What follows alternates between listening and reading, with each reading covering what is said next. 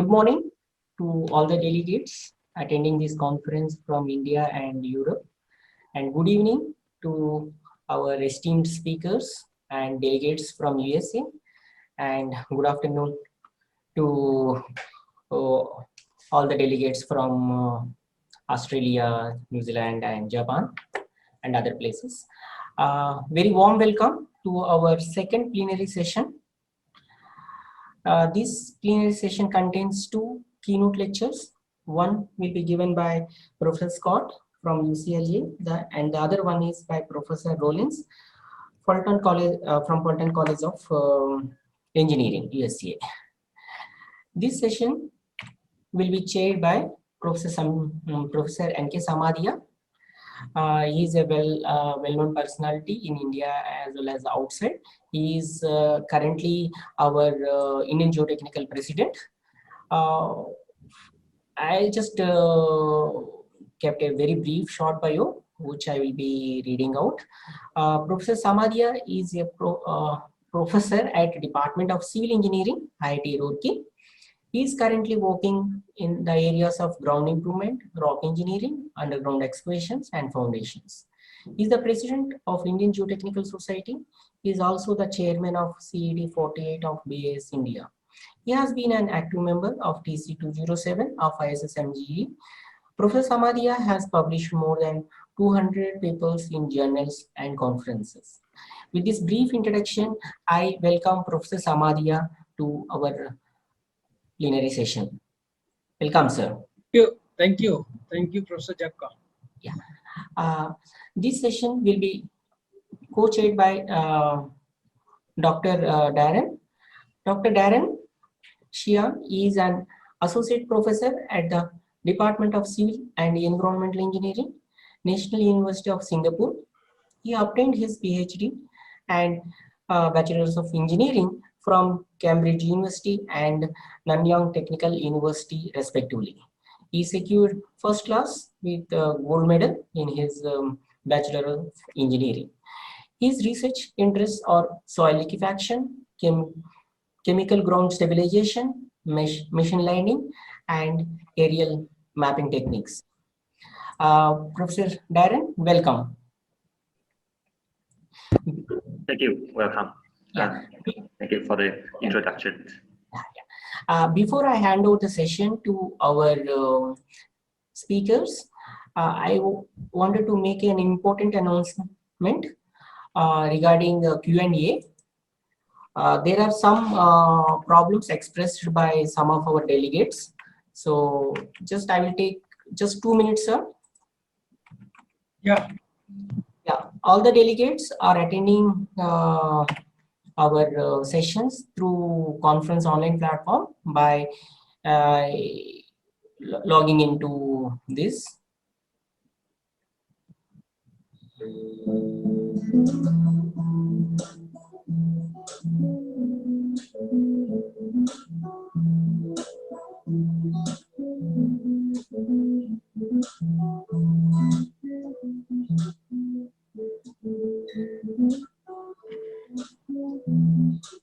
And also it's a good opportunity for us to showcase to our distinguished guests here about our platform. I hope you are all joined our plenary hall from this our keynote session from this plenary hall. Here, when you are playing the online session, the Q&A is available at the menu bar on the top. Can you see this Q&A? So you need to pose your questions from here. The problem is if I start here, there may be echo. Just available at the menu bar on the top. Can you see this Q&A? So you need to pose your questions from here. Yeah, from here. The problem is if I start here, there may be echo.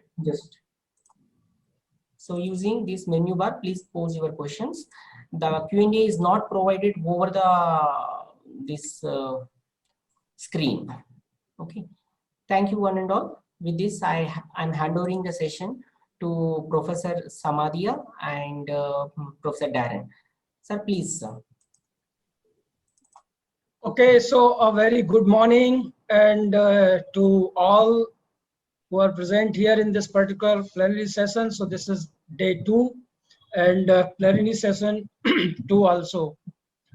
As informed by Professor Jakka, I am N.K. Samadhia, and my co-chair is for this particular session is Professor Darren from Singapore. So there are 2 presentations here, and the first presentation will be by Professor Brandenburg of UCLA. So I will briefly introduce him first. Professor Scott J. Brandenburg earned his doctorate degree from University of California, Davis. His research interests are geotechnical earthquake engineering, geophysical imaging, data acquisition, and signal processing, and numerical analysis. Professor Brandenburg has received several honors and awards. In 2015, Walter L. Hoover Award, 2013, Samsher Prakash Research Award, 2012, I.I.Sc Student Chapter Outstanding Professor Award, 2010, Arthur Casagrande Professional Development Award, 2004, UC Davis Prize for Excellence in Geotechnical Engineering, and there is a long list.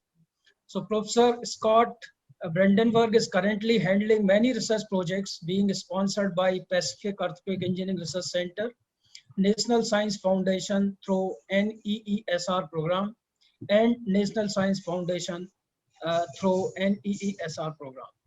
So with this brief introduction, now I would invite Professor Brandenburg for his lecture.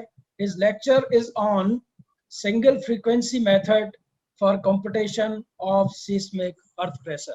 So I request Professor Brandenburg to deliver his lecture. All right, thank you, Professor Samaria. I am now getting a message that the host has disabled participant screen sharing. Once that's enabled, I'll go ahead and share.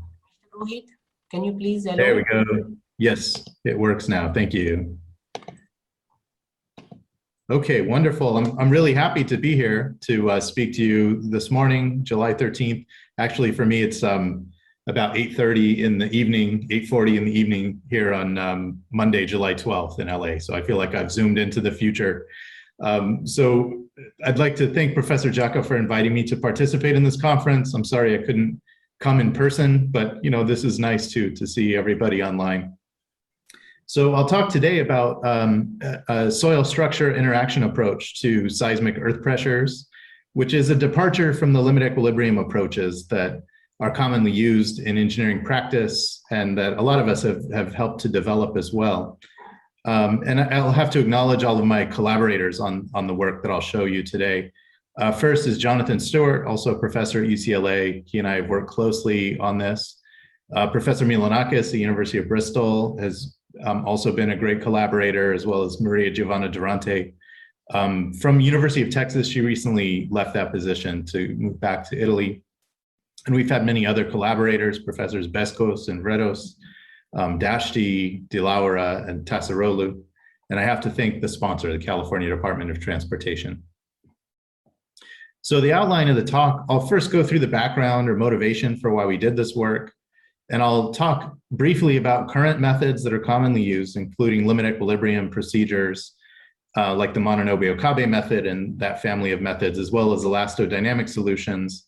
And I'll briefly touch on numerical modeling as well. And then I'll talk a bit about interaction mechanisms that are related to soil structure interaction arising from kinematic and inertial SSI components.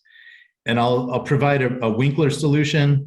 I was just looking through my slides. There are a lot of equations, so I apologize ahead of time for that, but I won't walk through every equation. And I'll point you to a paper where you can see those if you're interested in them. And then I'll move on to a comparison with some centrifuge modeling test data and a numerical simulation program, and finally wrap up. All right, so the motivation really for this work is that retaining walls tend to perform pretty well during earthquakes, even if they weren't explicitly designed for seismic earth pressures.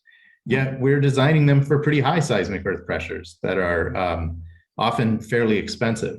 And so when I went to this conference in New Zealand back in 2015, I was excited that there was a talk that was going to cover retaining wall failures during the Christchurch earthquake sequence. And this is an example of one of those walls that failed during that earthquake. This is a wall that's protecting a slope made of loess. And what they say in the paper is that it was common for these stone walls to collapse. So typically these walls were at least 100 years old, not engineered. It wasn't uncommon for them to have suffered a complete collapse, as shown in this figure. Many of the stone walls act as a facing to protect the slope behind it, but when the rock wall failed, the slope remained intact. So it wasn't clear whether that wall was actually holding anything back at all. It collapsed due to inertial loading of the wall itself, not due to seismic earth pressures. And so there's a picture of that kind of failure. And then this was another kind of failure. This is a crib wall where the size of the openings in the wall was bigger than the size of the soil that was being retained, these gravel and cobble sized particles, and they raveled out through the spaces. You know, the shaking was strong enough to start this raveling process that just continued. That's really also not a traditional kind of seismic earth pressure type retaining wall failure. So that session didn't produce the sorts of failures that we're often trying to predict when we provide structural engineers with seismic earth pressures, like for a building basement wall design, for example. So although there have been cases of earthquake-induced retaining wall failure, the retaining walls tend to perform pretty well during earthquakes. By contrast, design earth pressures, typically based on limit equilibrium methods, are often really high and can add significantly to the cost of a project. And in fact, I'll show you that sometimes our limit equilibrium methods don't even provide a physically meaningful solution. So it's a difficult problem for us to solve. Structural engineers complain about the earth pressures geotechnical engineers provide to them all the time. And so my conclusion from that is that there's a mismatch between reality and our assumptions in these limit equilibrium procedures. So let's take a look a little bit at limit equilibrium methods. This is the sort of diagram that governs the Mononobe Okabe method, which came to us from researchers in Japan back in the 1920s.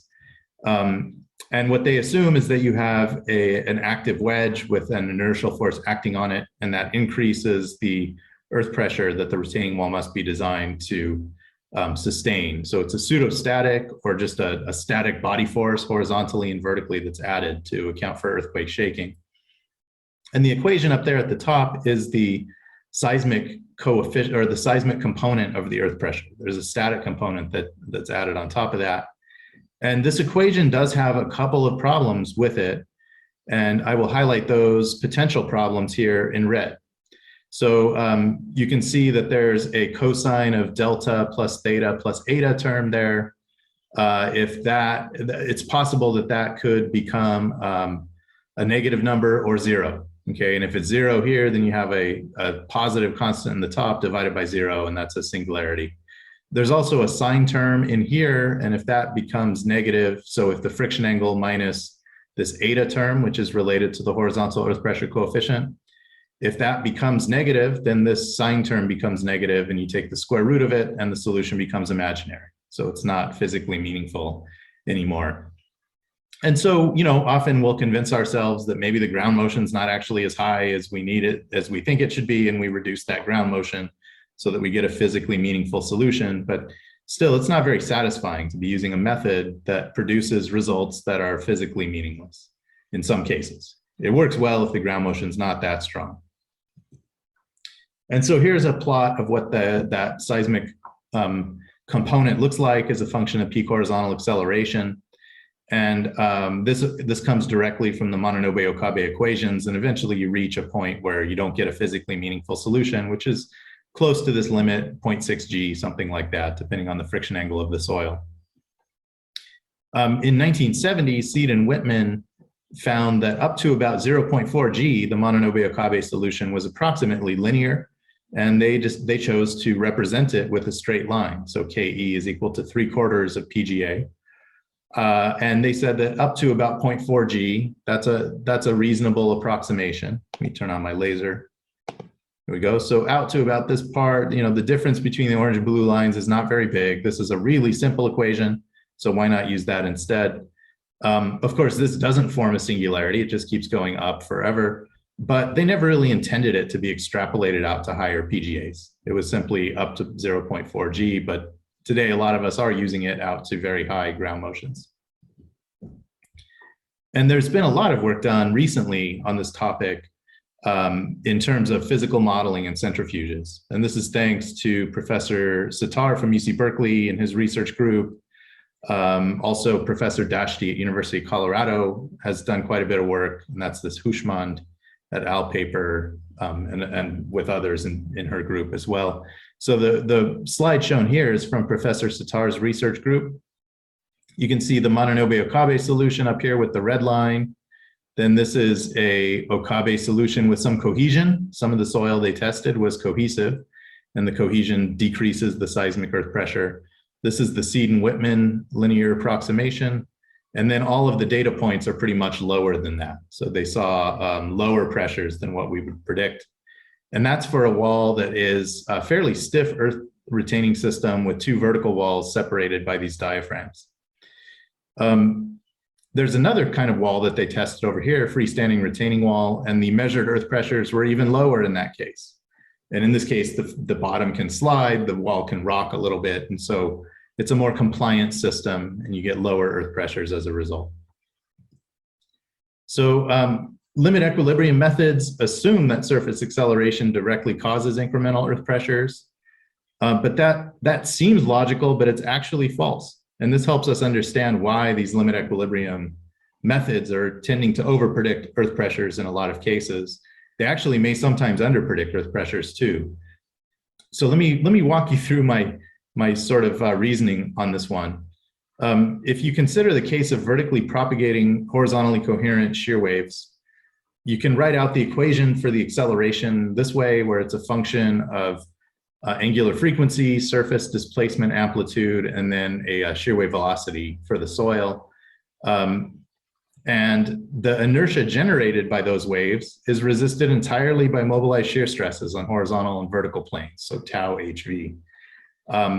You don't get any change in normal stresses, either on horizontal or vertical planes, as long as the soil doesn't have plasticity or generate excess pore pressure or anything like that. If it's an elastic soil, there's no horizontal pressure that's mobilized by those waveforms. So you can get surface acceleration and not get any horizontal pressure. Now, I know this may not be quite fair because, well, in real life, there's a wall there. It's not just horizontal, linear, elastic soil. But, you know, I would argue that if you were to make an excavation in that soil and replace it with a structural system that has the exact same mass and stiffness as the soil it replaced, you would end up having no seismic earth pressure on that wall system, no matter how strong the surface motion was. So let's move on now to some elastodynamic solutions. There's been a whole lot of classes of these involving various assumptions. Among the first ones were by Wood, and then Valetsos and Yunnan have formulated quite a few of these for flexible walls that can rotate at the bottom and so forth. Klaukinis has done some of this. Professor Vretos and Beskos have done this for inhomogeneous soil and viscoelastic soil. And that's the paper down there at the bottom is a paper that I co-authored on this topic as well. And in this particular case, we're going to assume that the soil is vertically inhomogeneous. So the shear wave velocity increases with depth according to a nonlinear function that's shown there. This is among the first solutions by Wood, and it shows dimensionless normal stress. So these solid lines are kind of the shape of the earth pressure diagram. And these earth pressures tend to be quite high, often much bigger than Mananobe Okabe, as is shown here with the triangular dashed line going down to about 0.75. So the Wood solution is quite a bit higher in this case. So the issue with the elastic solutions is that in order to facilitate analytical solutions, we have to make assumptions about boundary conditions that are often not very realistic. And one of those assumptions is that the elastic layer rests on top of a rigid base. And when you have a soil with a rigid base, there's very strong resonance associated with that infinite impedance contrast. And so as a result, you get really high earth pressures right at the first mode resonance of the soil, resting on top of this rigid base. Now, the rigid base might be a reasonable assumption for certain systems, like if you have a very stiff wall resting on rock with soil behind it, maybe it's okay. But in general, that's not true. We have a retained soil that has pretty similar stiffness to the material beneath it. And so it's not well represented by a rigid base, and you won't get these resonances that are implied by the elastodynamic solutions, which are therefore unrealistic. And I'll touch briefly on numerical simulations. I get this question a lot because the solution that I'm going to present is analytical and it's fairly complicated. People always say, why don't you just do numerical solutions? So first, I'll say numerical solutions have the potential to overcome a lot of the limitations of limit equilibrium methods, and they have the potential to introduce more realistic boundary conditions that also better match reality compared with elastodynamic solutions. However, they require a pretty high level of expertise to do correctly, especially nonlinear dynamic continuum modeling of soil and so forth. And for consulting projects, you need a fairly high budget. And so it's really only done for pretty important projects. And so while numerical solutions really offer the most robust approach to dealing with the problem, I think we need simpler solutions too that can be used more day to day and don't provide things like imaginary numbers or infinite earth pressures like the Mononobe Okabe solution will currently do, especially now that design ground motions can continue to increase. And we're often designing for motions where we run into these problems with the limit equilibrium methods. So what we'll do now, what I'm going to do now is go through our proposed methodology. I'll try and keep it brief. I'm not going to go through every little detail of every equation, but I wanted to just kind of explain the motivation behind what we're doing so that some of the equations make sense in that context. So first, we're going to use elastodynamic solutions just to derive an expression for the Winkler stiffness intensity. So that's a relationship between relative displacement between the soil in the free field and the wall. And from that relative displacement, you can then compute a pressure, right? And the Winkler assumption is technically wrong, but it's pretty useful. And so we'll use it here just to facilitate these approximate elastic solutions. And then what we do is utilize the ground surface motion representative of the actual site conditions instead of assuming a rigid base. So we have our Winkler stiffness intensity now from the elastodynamic solutions. We put those springs on the wall. Actually, we don't even put springs, it's an analytical solution. But then we put a motion into those springs that comes from a separate analysis, all right, that's more consistent with site conditions. And then we solve the equilibrium problem using a weak form solution, considering wall flexibility and soil and homogeneity. And the result is still pretty complicated. And I recognize that it's not going to be used in its existing form or coded up by very many people. Although we have a code, you can use it, it's freely available. And if you put in a ground surface motion and some wall properties, it will compute the pressures for you. But we also have a simplified solution, and it's in a methodology that's really well suited for routine use in engineering design. And I'll briefly present that toward the end as well. All right, so a little bit about our SSI assumptions. What we do is conceptualize soil structure interaction as consisting of kinematic and inertial components. And that inherently assumes superposition, so it's only valid for linear systems. But it still is a very useful concept to divide these different interaction mechanisms up. So kinematic soil structure interaction arises from differences in displacement between the soil and the structure it's interacting with. There's no external inertial forces, so nothing is connected to the wall, pushing it into the soil.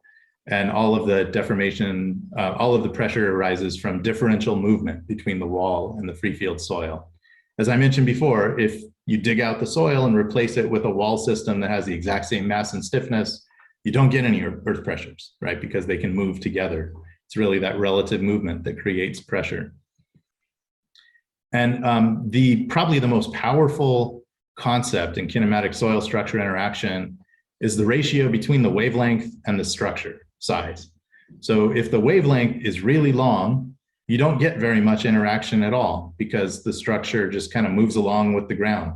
So what's shown here is actually a fairly short wavelength. We drew it this way just to facilitate the diagram. But if you have a pretty long wavelength, the soil displacement profile is nearly vertical up here near the surface. Therefore, if the wall is vertical, there's not a lot of interaction and you don't get a lot of pressure. And recall those diagrams that Professor Sitar was showing, his walls were kind of floating in sand or clay, and the base was way down here. So you might get something that's kind of like this wavelength, and that explains why you get lower pressures. The relative displacement between the base of the wall, the foundation input motion is the motion of the base slab here in the absence of any inertia. It tends to be exactly equal to the surface motion because this is a vertical line. And then the rotation of the system is 0, and you get negligible wall pressures as a result. On the other hand, if you have high frequency motion or alternatively a very deep wall or soft soil, you get short wavelengths. And the short wavelengths cause a lot of interaction because the wall simply can't deform that way.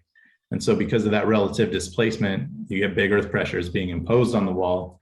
You get a difference between the foundation input motion. It's generally less than the ground surface motion. And you get some rotation now because those pressures are causing the structure to rotate, and you get the potential for large earth pressures, kind of like what we see in the elastodynamic solutions with a rigid base. All right, and then there's always inertial interaction as well, and that's where structural components that are above ground that are attached to the wall system may introduce additional loads in here that drive earth pressures as well. And those loads on the wall, those earth pressures, are also actually driven by relative displacement between the soil and the wall. It's just that now the forcing function that's causing those relative displacements is coming from inertia of the structure. And there's also inertia of the wall itself. We're often designing basement walls to be pretty thick these days, so they have their own inertia, and it's an important contribution, and I'll show you that later on. A key issue here for structural inertia forces is what are the details of how the structure is connected. A lot of the time, the structure is not directly connected to the wall elements. And this is a diagram from Professor Maley at UC Berkeley that illustrates that. Here you have a tall building with a core wall structure in the middle connected to a mat foundation, and then the retaining walls are off over here or over here. And in this case, the loads from the structure are going into the mat foundation and down into the ground, and they're not directly connected to the wall. Although you could imagine a case where there is a structural wall connected to the retaining wall, and that might drive additional inertia into the retaining wall system. So both kinematic and inertial effects give rise to seismic earth pressures. Both produce pressures as a result of relative movements between wall and soil. And both are pretty much ignored in limit equilibrium methods, right? We don't include inertial loading of wall when we do a Mononobe-Okabe analysis. We don't typically worry about relative displacements at all when we do Mononobe-Okabe. So here's our proposed Winkler solution. We have well, first, the waves are vertically propagating shear waves. So we're not solving this problem for Rayleigh waves or inclined waves or anything like that. The surface displacement amplitude is called UG0, and the frequency is lowercase f. And then we assume that the retained soil is a vertically inhomogeneous elastic continuum. So the shear wave velocity profile increases with depth in accordance with the power function given up here. So this is a pretty standard shape of a shear wave velocity profile. And its height is h and length is L. And L could be infinity too. You can have an infinitely long backfill or a finite length backfill between two identical walls. And then the walls are modeled as elastic Euler-Bernoulli plates. So they go infinitely into and out of the plane of the problem. And the top and bottom are constrained by springs that reflect SSI effects at the foundation level down here at the bottom, or of other structural components that are attached to the top of the wall that might constrain rotations or displacements up there. All right, so now we'll walk through all of the different pieces of this. So first, let's see. All right, if we had that inhomogeneous soil profile, there are solutions that give us the displaced shape of the soil for that profile by Rovithis and his colleagues, a paper back in 2011. And what he found is that for that particular formulation of inhomogeneous soil, the solution for the displacement can be represented by this combination of Bessel functions. And the Bessel functions just depend on basically the shear wave velocity profile parameters. So you have VH, which is the shear wave velocity at the elevation of the bottom of the wall. This B parameter controls how big is the shear wave velocity right at the surface. Usually we don't have it go to zero. If you look at a normal shear wave velocity profile, it doesn't really go to zero at the top most of, unless you're maybe at the beach or something where it's totally uncemented, clean sand. And then we have this exponent in that controls sort of the shape of that curve as it goes down. So this equation's a little bit ugly. Maybe we're not totally used to coding up Bessel functions, but it's not that bad. You can come up with these shapes right here. So n equals 0.01. This is practically homogeneous, right? So that's like a cosine function right there. And then 0.9 is almost linear. Linearly varying shear modulus is highly inhomogeneous, and you get that kind of shape instead.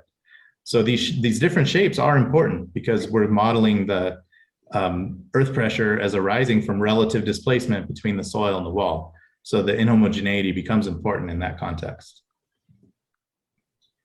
And then to derive the Winkler stiffness intensity, we did these elastodynamic solutions, and they're not 100% rigorous. We're assuming that there's no change in vertical pressure in order, due to the earthquake shaking, in order to facilitate a closed form analytical solution to this problem.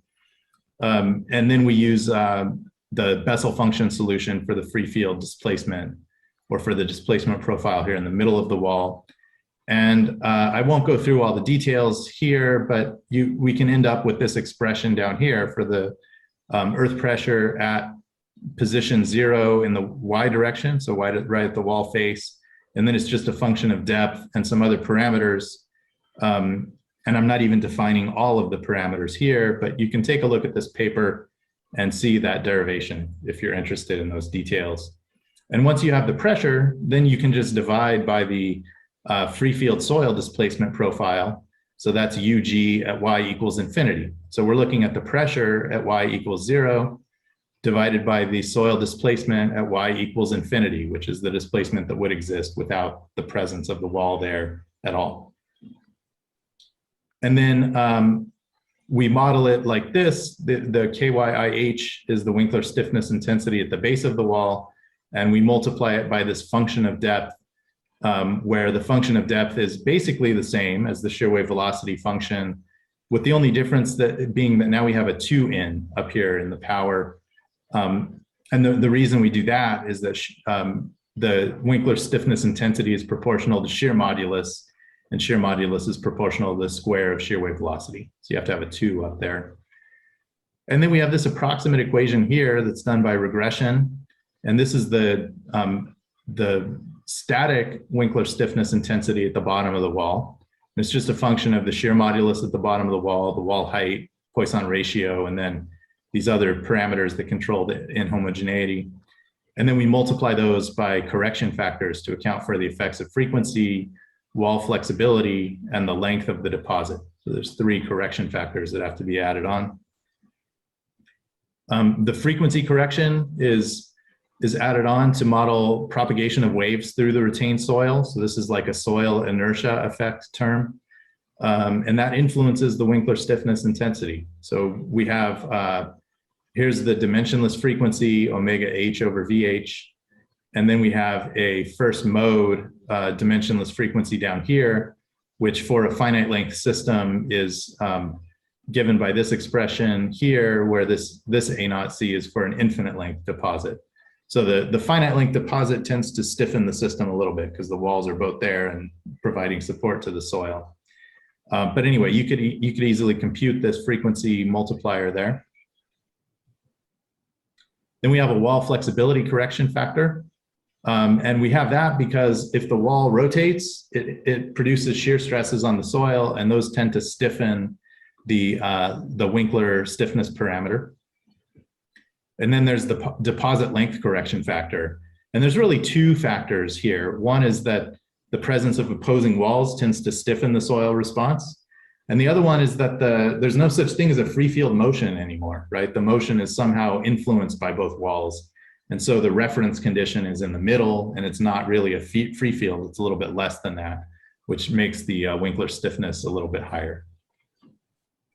All right, and then we have impedance functions at the top and bottom of the wall.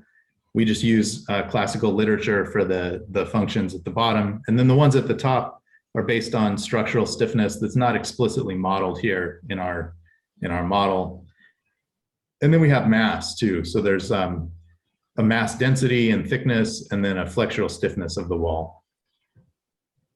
So we end up with this governing differential equation, the famous Winkler equation, where you have the second derivative of curvature, or the fourth derivative of displacement here, multiplied or minus this KYI HFZ, so that's the Winkler stiffness intensity multiplied by relative displacement. And then this one is the wall inertia term, and that's all equal to 0. And this differential equation doesn't have an exact analytical solution, so we solve it using a weak form approximation, where we integrate from 0 to h and multiply by a basis function or trial function. And then we also have a test function. We use Hermite cubic polynomial shape functions for that. And these functions are actually a pretty good approximation for reasonably stiff walls. If you had a really flexible wall, it wouldn't follow this displacement very well, but these work pretty well for typical wall systems that we design. So here, this is the slide with all the equations. Anyway, we do integration by parts and end up with this sort of long expression with all these integrals. But it's easy to lump these together into force vector, stiffness matrix terms, and a mass matrix term. And then each component is given by these more detailed equations. So you may recognize this one up here at the top. This is just the elastic beam stiffness equation, right, for an Euler-Bernoulli plate. Then this expression here is not integrable, so we have to integrate it numerically, like using trapezoidal integration. This one is integrable. It's a long expression that's a series here, and it becomes a little numerically unstable, so we end up just doing trapezoidal integration on that too. But pretty easy to set up these matrices and solve for the C sub I values, which are the displacement coefficients that we have to multiply our shape functions by to get the wall displacement approximation. So the steps to the solution is that first we start out with the ground surface motion and compute the Fourier transform of that motion. And then for each component of that surface motion, we compute stiffness and mass matrices and force vectors and solve for the displacement coefficients. And there's a separate set of displacement coefficients for each frequency component. And there's 4 terms in each displacement coefficient corresponding to the displacement and rotation at the top and bottom of the wall. And then we can compute the reaction forces and do the inverse Fourier transform to get the reaction at the top and bottom. So that's all of the shear and moments at the top and bottom of the wall. And then at the time of the peak bending moment, which is really what we worry about when we design walls, we can calculate the soil and wall displacement at some number of points along the height of the wall, and then do some numerical integration to get earth pressures and shear moment diagrams. And then recognizing that this is kind of complicated to implement, we have published a notebook. This is a screenshot of a Jupyter notebook that uses Python to compute these solutions. And this is publicly available in DesignSafe. So if you go to designsafe-ci.org, you can look in the published projects location, find this project. And if you click on one of these 2 Jupyter notebooks with the IPyNB extension, there will be an option for you to open it in Jupyter, and you can run it and change the input parameters and play around with it yourself. So I'm going to get on with the data here soon. I have about 10 minutes left, but first, to validate this, we did an analysis of a system that has an exact solution. So with uniform soil and a flexible wall, we do have this exact Winkler solution. And the comparison here just shows that our shape functions actually work pretty well. This is the displacement profiles. These are pressure distributions. And this beta naught times h, basically 0.5 is a pretty rigid wall, 2 is a pretty flexible wall. And you can see that the moment distributions, which is really what we care about, you can't hardly see a difference between the solid lines and the dotted lines. So the approximate solution we've developed works pretty well for this problem. Then we also compared with Yunnan and Valetzos for flexible walls. And what you see here is our proposed solution with dashed lines and the Yunnan and Valetzos solutions with solid lines. Now they're including many more mode shapes than we are, so our solution is simpler than theirs. And we don't get the exact same thing for sure.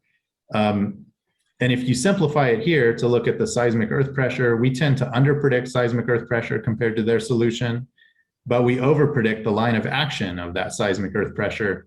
And as a result of those sort of combined differences, we get the moments almost exactly the same as their solution. All right, now on to this centrifuge modeling program. This is by Hushmand et al. He was one of Shideh Dashti's PhD students. And they did a bunch of tests on the University of Colorado Boulder centrifuge consisting of these buried structures that were fairly stiff. They had diaphragms across the top and bottom that provided some flexural stiffness to the walls. And they put tactile pressure sensors on the outside. So this is a very nice data set. Shideh and her colleagues did a great job with these tests, in my opinion, and strain gauges here too to measure bending moments. And then these are some of the results. So this is a Northridge, a ground motion that was recorded during the Northridge earthquake. I didn't put the shaking intensity, but this one is not a super strong motion. They definitely shook with stronger motions later in the test sequence. And what I'm plotting here are displacements. So the solid lines are predictions. This is our prediction of the wall displacement and the soil displacement at the time that the peak bending moment was predicted in the wall. And now in this one, we're comparing predictions with some measurements. So the green dots are the tactile pressure sensor measurements, and the blue line is our predicted earth pressure diagram. So they don't agree perfectly well. The green dots are a little higher up here and a little lower down there, but they also don't agree very well with the Mononobe Okabe method shown in orange or the Seaton-Whitman method there shown in green. And this is the bending moment diagram. So this is really what we care the most about. You can see that our prediction is slightly under predicting the peak bending moment, which happens down here at the bottom of the wall. But we're actually predicting higher moments than the Mononobe Okabe or Seaton-Whitman solutions for this particular wall. And that's driven in part by the fact that there was wall inertia that's included in our solution and not in those limit equilibrium methods. Then when we go to a stronger motion, now we're under predicting the earth pressure diagram a little bit. The bending moments are predicted pretty accurately, actually at depth. Seaton-Whitman is still under predicting a bit down here where the bending moments are biggest. And there's no Mononobe Okabe line here because the ground shaking intensity was too strong and the Mononobe Okabe solution provides a physically meaningless result. So we can't plot for that particular motion. So we repeated this for all of the tests that they did. And this is a plot of residuals. So this is the natural log of the peak measured bending moment, which is the one, at the location of the lowest strain gauge on the wall, minus the corresponding natural log of the predicted bending moment. And the mean value is 0.11, which means that we're slightly under predicting on average the bending moments from these tests. And the standard deviation is 0.34. So there's definitely dispersion. This is geotechnical engineering after all. If we predicted perfectly, nobody would ever believe it. And for comparison, here's the Mononobe Okabe results. So tends to underpredict at low PGA, and then all of a sudden it predicts some kind of physically meaningless solution or an infinite earth pressure, depending on your interpretation of those equations. And the Seaton-Whitman equations tend to underpredict, in this case, kind of at all PGA levels. So it's systematically biased low. And I want to touch briefly on the influence of inertial interaction. So we could repeat our simulation or our solution, but without any wall mass. And it's easy to do that in our code. And in that case, you would get the orange line instead of the blue line. So it changes the distribution and the amplitude of the earth pressure. And in this case, you would predict a lower bending moment. So the inertia of the wall has a tendency to increase bending moments in this case. And that's why our predictions were more accurate than the limit equilibrium, is that those don't include inertia.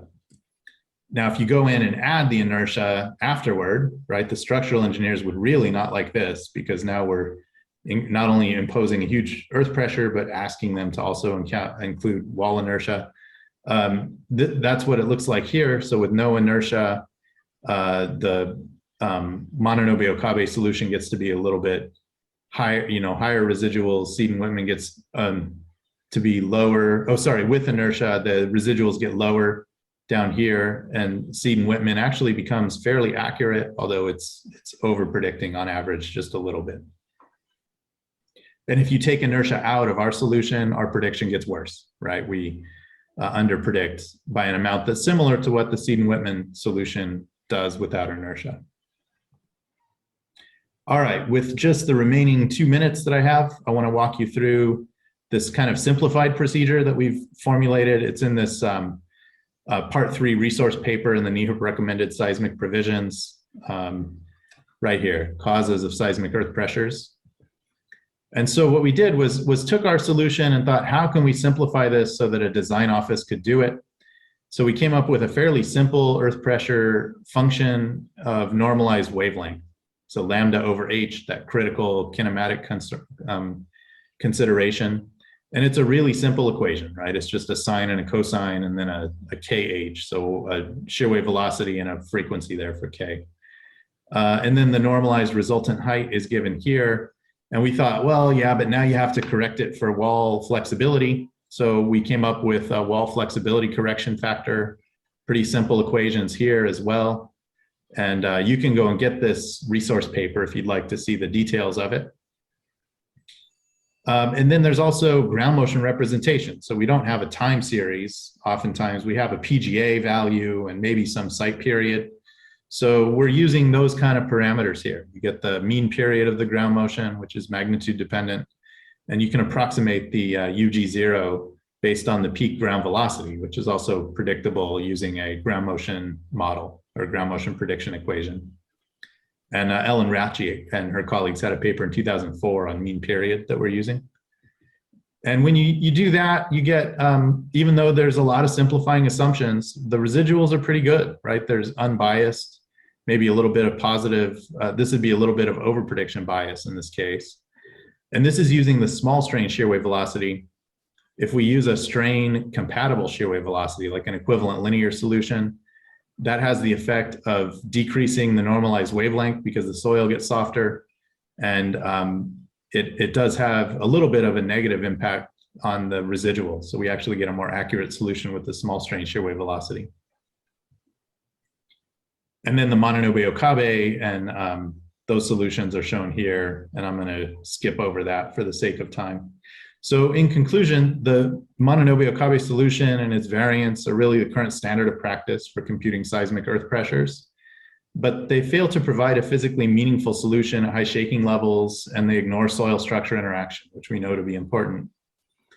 Elastodynamic solutions use boundary conditions, including a fixed base assumption, that are unrealistic, so they often overpredict seismic earth pressures as a result. Although in the case that I showed today, they actually underpredict because they also fail to consider the impact of wall inertia. And the proposed Winkler solution overcomes several of these limitations. There are assumptions, of course, but it overcomes several of these limitations and provided reasonable comparisons with some experimental data. So it doesn't address all the possible issues. Some additional aspects are gapping at the soil wall interface. That's a geometric nonlinearity. Soil plasticity, right? There can definitely be soil failure. It's only indirectly captured using an equivalent linear approach here. There's coupling of soil and water in saturated or partially saturated fills, including the possibility of liquefaction. And then there could also be nonlinear behavior in the structural elements of the wall. None of those things are captured in the solution we're using. Furthermore, inertial interaction from above ground components are not explicitly modeled here, though incorporating that is pretty feasible given our formulation. So here's a list of references, and I think I will end there and welcome any questions that you have. Thank you, Professor Brandenburg, for an excellent lecture and finishing in time. So thank you for that also. I think I was 2 minutes long, but close enough. So I'm sure that all of you will appreciate the efforts of Professor Brandenburg. He has highlighted the mismatch between the earth pressure and reality, and he has proposed a solution and which gives the importance for the inertial interaction. So with these words, I request my co-chair, Professor Darren, to take question answer and start discussion. Hello, hi, Professor Brandenburg. Yeah, thanks so much for the very for the detailed talk. And I like best about you spoke about the theoretical solutions and how they align with the experimental and field data, which is indeed very refreshing. So let me start off with the first question that we have received. The first question is as follows. From a philosophical perspective, limit equilibrium and limit analysis methods correspond to strength limit state, where the soil is on the verge of failure. How do you justify using an elastic solution to represent strength limit state? Yeah, it's a good question. And, I did acknowledge at the end that soil plasticity would have some impact on this that we're not including here. But, what I will say is that a lot of the time, if you look at some of these solutions, the shear strains in terms of like a deviatoric invariant strain behind the wall is actually smaller than in the free field. So the pressures can occur even in systems that are not even close to a limit state. And I recognize that a lot of time you may have a preformed active wedge. If you have a retaining wall that's allowed to move quite a bit, you may form an active wedge, or the soil might be close to a state of failure, but we don't really design retaining walls to be at a state of failure. We design them to have some factor of safety. And so, I'm not convinced that this truly is a limit state problem necessarily. I think that you should check the solution that comes out to see if you're predicting a significant amount of soil plasticity, and in that case, maybe the limit state analysis would be warranted. But I think there's an aspect of it where that should be a check that you perform, but maybe the elastic solutions are useful for approximating what the demand is going to be. I think you're not going to reach a limit state a lot of the time. Thank you so much for the explanations. Well, I do have a question where it could be covered in your talk, but perhaps I haven't quite really to pick it out. So just want to find out for the proposed solutions, in your example, that you showed about somewhat like a more uniform soil profile. So I'm just wondering for this same method, how is it able to accommodate for layered soils of different C and phi values? Oh, that's a great question. This one is continuously inhomogeneous. So there's no kind of discontinuity, no layering.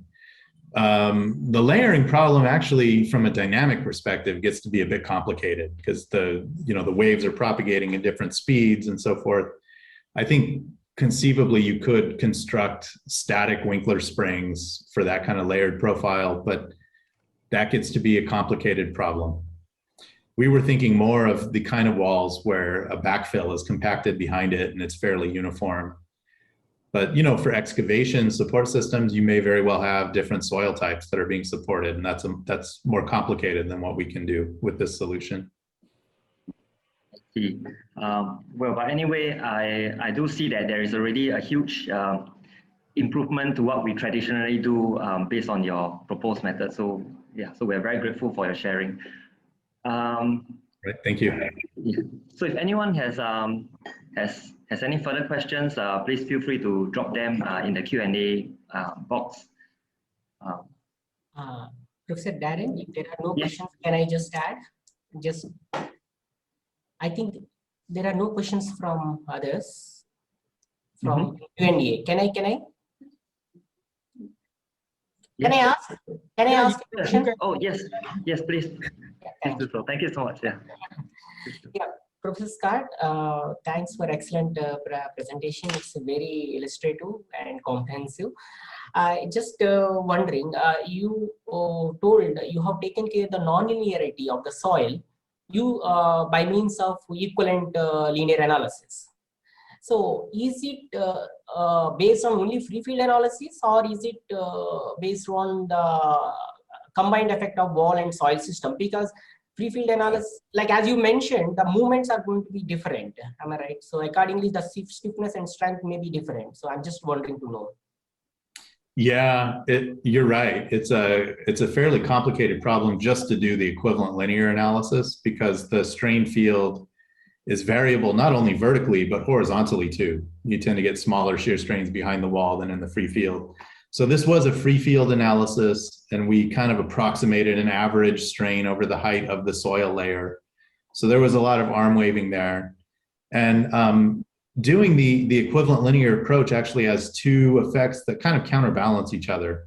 One of them is that the Winkler springs become softer because now the elastic material is softer. And the second one is that the wavelength becomes shorter. So now you get higher earth pressures, higher relative displacements. So you get a weaker spring or a softer spring, but higher displacement. And the resulting pressures don't change that much. So it doesn't have a big impact on the outcome. Okay, another small query. Have you considered effect of the phase effects? I think you are analyzing in frequency domain. Yeah. If I understood, I'm not sure. But in that case, how you are accounting for the phase differences between the different? Yeah, we're not accounting for them all that well. So we're using a first mode shape function for the soil displacement profile. And so the phasing effects that would really become important at high frequencies aren't modeled in our approach. Thank you, Professor. Yeah. Sure. So if there are no questions, then can we move to the second lecture? Thank you so much, Professor Brandenburg and Professor Rollins, for excellent lectures. And let us appreciate the efforts of both the professors by just clapping. And thank you so much for giving time to this particular conference. So now, thank you so much. And now over to Professor Jakka. Thank you, Professor. First of all, we are thankful to both our speakers, respected Professor Kane Rollins and Professor Brandenburg, for sparing their valuable time with all of us. And I also thank our chair, Professor Samadhiya, and co-chair, Professor Darren, for nicely and lively conducting this session. Thank you very much, sir, all of you. I request all the participants to move to the parallel halls. Maybe we are, I think, little bit running late. So maybe in few minutes, we'll be starting in parallel halls. Thank you to one and all. See you.